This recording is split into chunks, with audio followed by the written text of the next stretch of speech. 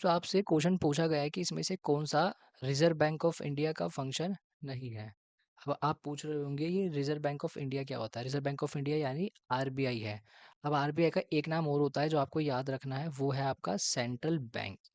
ये क्वेश्चन में देखने वाले हैं कि भैया इसमें से सेंट्रल बैंक का क्या फंक्शन नहीं है। सबसे पहला फंक्शन आता है इशू ऑफ करेंसी।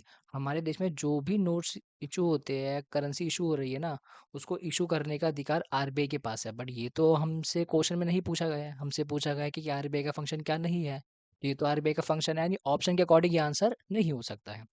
अगर हम ऑप्शन नंबर सी पढ़े, उसमें बोला है बैंकर टू द गवर्नमेंट। अब आपको याद रखना है, सरकार का जो बैंक होता है ना, उसका नाम होता है आरबीआई। यानी गवर्नमेंट के बिहाफ पे सारे काम कौन करेगा? आरबीआई करेगा। इसका दूसरा नाम होता है सेंट्रल बैंक। तो ये भी हमारे क्वेश्चन के अकॉर्डिंग सही नहीं होगा। दूसरा ऑप्शन नंबर डी आता है कंट्रोल ऑफ क्रेडिट। क्रेडिट का मतलब होता है लोन, कि देश में कितना लोन देना है, कितना लोन नहीं देना, इसको कंट्रोल कौन करता है? आरबीआई करता है। दोस्तों वो कैसे कंट्रोल करता है? वो कमर्शियल बैंक के थ्रू करता है। अब आप पूछोगे कमर्शियल बैंक क्या होते हैं? कमर्शियल बैंक मतलब वो सारे बैंक जो हमारे एरियाज़ में खुले हुए हैं, जहाँ पे हम लोग जाके पैसा जमा करवा सकते हैं। यानी वो कोई पब्लिक बैंक भी हो सकता है, वो कोई प्राइवेट बैंक भी हो सकता है। तो ऑप्शन नंबर बी में बोला है बैंकर टू द पब्लिक।